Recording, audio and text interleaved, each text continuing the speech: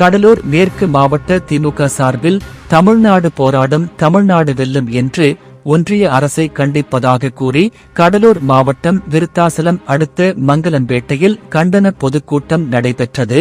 தமிழக தொழிலாளர் நலன் மற்றும் திறன் மேம்பாட்டு துறை அமைச்சர் CV கணேசன் தலைமையில் நடைபெற்ற இந்த கண்டன பொதுக்கூட்டத்தில் தமிழக வனம் மற்றும் கடற்துறை அமைச்சர் க. பொன்முடி பங்கேற்று சிறப்புரை நிகழ்த்தினார். இதில் மாவட்ட, நகர, ஒன்றிய பொறுப்பாளர்கள், கிளைக்கழக நிர்வாகிகள் உள்ளிட்ட ஏராளமானோர் பங்கேற்றனர். எதுக்காக இருமொழி கொள்கை வேணுங்கிறது தெரியுதா? எந்த மொழி கொண்டாலும் படிக்க தப்பு இல்லை.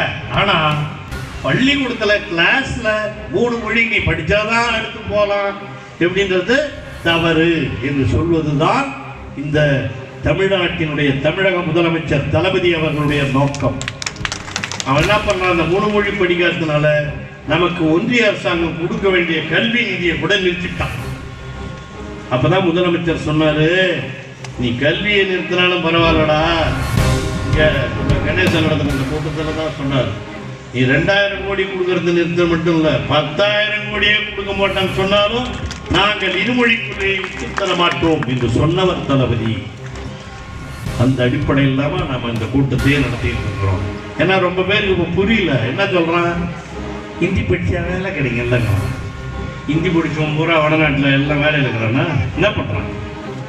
நம்ம ஊருக்கு வந்து என்ன பண்ணிட்டு இருக்கான்?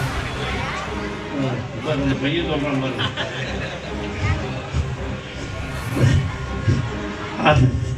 அதனால இந்திக்கும் வேலைக்கும் சம்பந்தம் இல்லை.